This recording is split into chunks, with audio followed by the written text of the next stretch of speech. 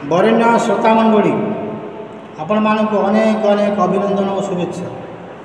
श्रीमती प्रभाती Mahapatra पंडाक YouTube channel भरसा को स्वागत जनाई मु श्री निरंजन साहू ओडगाँ नयगढ़ मो स्वरचित कविता हृदयागर ताड़ना पठन करुअछि। आशा आपण ता श्रवण करी शेयर तथा सब्सक्राइब करने को भूलिबे नहीं। एतिकी निवेदन। धन्यवाद।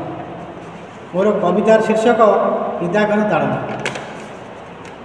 ग्रीष्मर तप्त भांजी बहे अविरत, ग्रीष्मर तप्त झांजी बहे अविरत, हाहाकार जीवजंतु शुभे आर्तनाद, दिवस रजनी चेत लागई लोड़ा, जीवनटा सत्य बा बुढ़ा खाबुड़ा, प्रकृतिर लीला खेला नियतिर रीति, रुधिबा किए अबा कहार शक्ति, दाब दहन जली जाऊँगी शरीर, निष्ठुर निदाघर निर्मम प्रहार, जीवजंतु संतापित शून्यर झंकार, चतुर्पार्श्वे कोलाहल विषाद तिमिर, पीड़ित प्राणर एक करुण मिनति, गर्म बहे मुहुर्मुहु अदृष्ट विपत्ति, धरणी आर्तनाद व्यथित हृदय, विषतापी विदूरित मनटी अथय, प्रिया प्राणी धूमायित असह्य वेदना, किए अबा देव मने मृदु आशासना, जनशून्य रास्ताघाट लागई विचित्र, अशुघात विभीषिका लोड़े जल छत्र, दारुण उतापे दग्ध विदीर्ण वेदिनी,